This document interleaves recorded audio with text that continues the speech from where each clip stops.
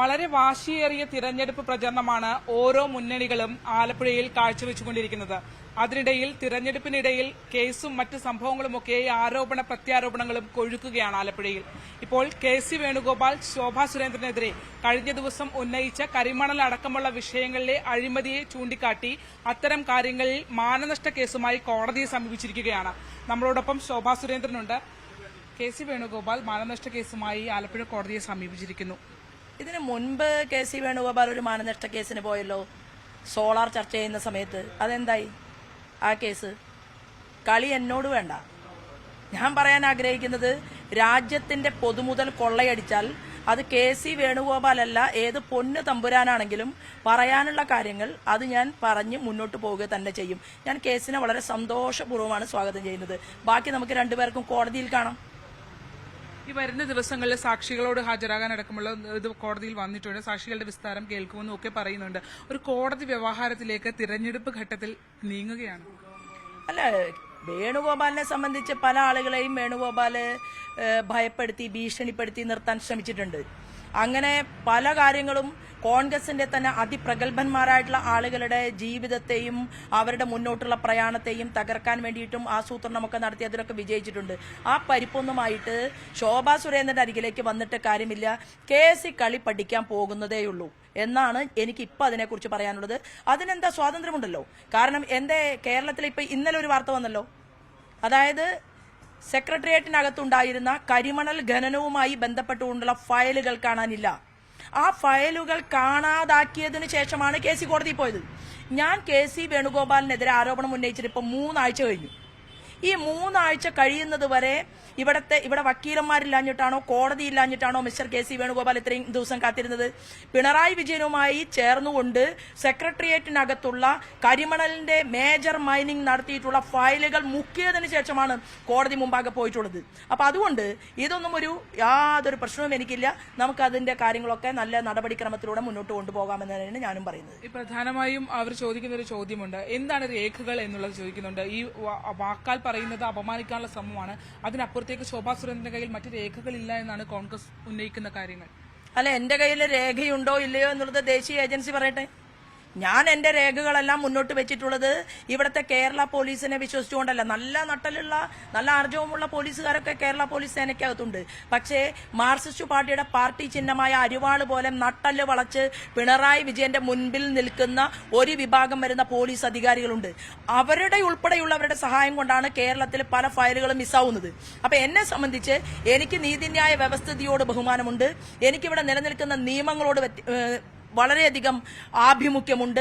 എന്നാൽ കേരളത്തിന്റെ പോലീസിനെ ഉപയോഗിച്ചും അതുപോലെ തന്നെ ഒരു കേസ് എങ്ങനെ അട്ടിമറിക്കണം എന്നുള്ളതിനെ കുറിച്ചും കൃത്യമായിട്ട് അവഗാഹമുള്ള ഒരാളാണ് കേരളത്തിന്റെ മുഖ്യമന്ത്രി എന്നുള്ളത് കൊണ്ടും ആ കേരളത്തിന്റെ മുഖ്യമന്ത്രിയുടെ പാർട്ടിക്ക് രാജസ്ഥാനിൽ തന്നെ ഒരു സീറ്റ് കൊടുക്കാൻ തീരുമാനമെടുത്തത് KC വേണുഗോപാലാണ് എന്നുള്ളത് കൊണ്ടും ഞാൻ എന്റെ രേഖകളുമായിട്ട് മുന്നോട്ട് പോകുന്നത് രാജ്യത്തിന്റെ ദേശീയ ഏജൻസി മുമ്പാകെയാണ് ഞാൻ പോയിട്ടുള്ളത്. ബാക്കി കാര്യങ്ങൾ കോടതി ചോദിക്കുന്ന മുറയ്ക്ക് ഞാൻ നടത്തിക്കൊള്ളൂ. 100% ആത്മവിശ്വാസം ആ രേഖകളിലുണ്ടോ? ഈ ED മറ്റ് നടപടികളിലേക്ക് നീങ്ങുമെന്ന് കഴിഞ്ഞ ദിവസം പറഞ്ഞിരുന്നു. അതായത് കെജ്രിവാളിന് ശേഷം KC ആണെന്നൊക്കെയാണ് ആരോപണം. അന്ന് അത് മാധ്യമങ്ങൾക്ക് മുമ്പിൽ പറയുകയും ചെയ്തിരുന്നു.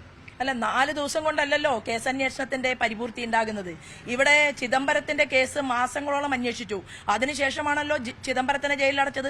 കെജ്രിവാളിന്റെ കേസ് 3-3.5 വർഷമായിട്ട് ദേശീയ ഏജൻസി ഇദ്ദേഹത്തിന്റെ പിറകിൽ നിന്നുകൊണ്ട് അന്വേഷണം നടത്തുകയും കിട്ടിയ രേഖകളുടെയും തെളിവുകളുടെയും അടിസ്ഥാനത്തിലാണ് കെജ്രിവാൾ അകത്തു പോയിട്ടുള്ളതെങ്കിൽ എന്തായാലും സന്തോഷത്തോടു കൂടിയിട്ട് വേണുഗോപാൽ ഈ തെരഞ്ഞെടുപ്പ് കഴിയുന്നതുവരെ എന്തായാലും പോകും. കാരണം അത്ര പെട്ടെന്ന് സ്പീഡായിട്ടല്ലല്ലോ പ്രൊസീജിയറുകളെല്ലാം നടക്കുക. ഒരു കാര്യം ഉറപ്പാണ്, ഈ കളി വേണുഗോപാലിനെ സംബന്ധിച്ച് തീക്കളിയാണ് എന്ന് ഞാൻ ഓർമ്മപ്പെടുത്തുന്നു. അത്രമാത്രമേ ഉള്ളൂ. ഈ ശോഭാ സുരേന്ദ്രൻ പറയുന്ന കാര്യങ്ങൾ കഴിഞ്ഞ ദിവസങ്ങളിലൊക്കെയും ഉള്ള ആരോപണങ്ങൾ ശ്രദ്ധിക്കുമ്പോൾ അതിനകത്ത് ടാർഗറ്റ് ചെയ്യപ്പെടുന്നത് കൂടുതലും KC വേണുഗോപാലാണ്. സർക്കാരുമായി ബന്ധപ്പെട്ടും കരിമണലുമായി ബന്ധപ്പെട്ട് വലിയ പ്രശ്നങ്ങളും വലിയ ആരോപണങ്ങളും ഇപ്പോഴും നിലനിൽക്കുന്നുണ്ട്. ഒരുപക്ഷെ മണ്ഡലത്തിലൂടെ സഞ്ചരിച്ച ഒരാളെന്ന നിലയിൽ ഇവിടുത്തെ തീരദേശ ജനതയുടെ ബുദ്ധിമുട്ടുകൾ എന്താണെന്ന് മനസ്സിലായിട്ടുണ്ട്. എന്തുകൊണ്ട് സർക്കാരിലേക്ക് ഫോക്കസ് പോകുന്നില്ല? സർക്കാരിലേക്ക് ആദ്യമായിട്ട് ഫോക്കസ് പോയത് ശോഭാ സുരേന്ദ്രൻ എന്ന് പറയുന്ന ഒരു സ്ത്രീ തന്നെയാണ്. ഇവിടെ 389 കോടിയുടെ ക്യാമറ വെക്കാൻ വേണ്ടിയിട്ട് പിണറായി വിജയന്റെ മകന്റെ അമ്മായി അച്ഛനുമായിട്ട് കരാറുണ്ടാക്കിയപ്പോഴും ഞാൻ തന്നെയാണ് ഇതുമായി ബന്ധപ്പെട്ടുകൊണ്ട് ദേശീയ ഏജൻസികൾക്ക് മുൻപാകെ തെളിവ് കൊടുത്തിട്ടുള്ളത്.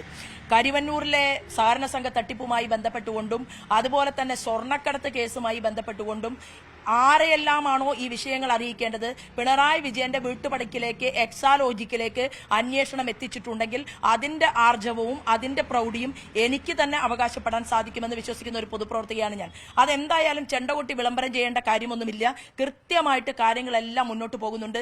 ഞാൻ എന്തുകൊണ്ടാണ് വേണുഗോപാലിനെതിരെ കൂടുതൽ പറഞ്ഞതെന്ന് പറഞ്ഞാൽ നേരിട്ട് ഇപ്പൊ ആരിഫ് അതിന് എന്താ ചെയ്യുന്നത്, ഈ വേണുഗോപാൽ സിർക്കോണിയവും അതുപോലെ തന്നെ ബ്രൂസൈറ്റും ഈ മോണോസൈറ്റും ഉൾപ്പെടെയുള്ള ഇതിനെ വേർതിരിച്ചുകൊണ്ട് കരിമണൽ കർത്തയും വേണുഗോപാലും അതുപോലെ തന്നെ ശിശ്രാമോല എന്ന് പറയുന്ന അന്നത്തെ മൈനിങ്ങിന്റെ മിനിസ്റ്ററും ഒക്കെ ചേർന്നുകൊണ്ട് ഇന്ത്യയിലാകമാനം വിവിധ പ്രദേശങ്ങളിൽ അഴിമതി നടത്തി മുന്നോട്ട് കൊണ്ടുപോകുമ്പോൾ ഇവിടുത്തെ മാർക്സിസ്റ്റ് പാർട്ടിയുടെ ആരിഫിനെ കുറിച്ച് എന്താ പറയാനുള്ളത്? കാരണം ഇവിടെ രാജ്യം ചിന്തിക്കുന്നതും ആലപ്പുഴയിലെ ജനങ്ങൾ ചിന്തിക്കുന്നതും ആര് നരേന്ദ്രമോദിയോടൊപ്പം ലോക്സഭയ്ക്കകത്ത് ഇരിക്കണം എന്ന് തീരുമാനിക്കാനുള്ള തെരഞ്ഞെടുപ്പാണ്. മുൻ MP എന്നുള്ള രീതിയിൽ പദ്ധതികൾ പോലും വാങ്ങിക്കൊണ്ടുവരാൻ സാധിക്കാത്ത വിരലിലെണ്ണാവുന്ന ആളുകൾ മാത്രം ഈ ചിഹ്നത്തിൽ ജയിച്ച് പാർലമെന്റിൽ പോകുമെന്ന് എനിക്കും നിങ്ങൾക്കും പൊതുസമൂഹത്തിനും മുഴുവൻ അറിയാൻ സാധിക്കുന്ന ഒരു കാലാംശത്തിൽ ഇവിടെ തെരഞ്ഞെടുപ്പ് പോരാട്ടം നടക്കുന്നത് KC വേണുഗോപാലും ശോഭാ സുരേന്ദ്രനും തമ്മിലാണ്. കോൺഗ്രസും BJPയും തമ്മിലാണ് മത്സരം എന്നുള്ളതാണ്. തീർച്ചയായിട്ടും അതെ.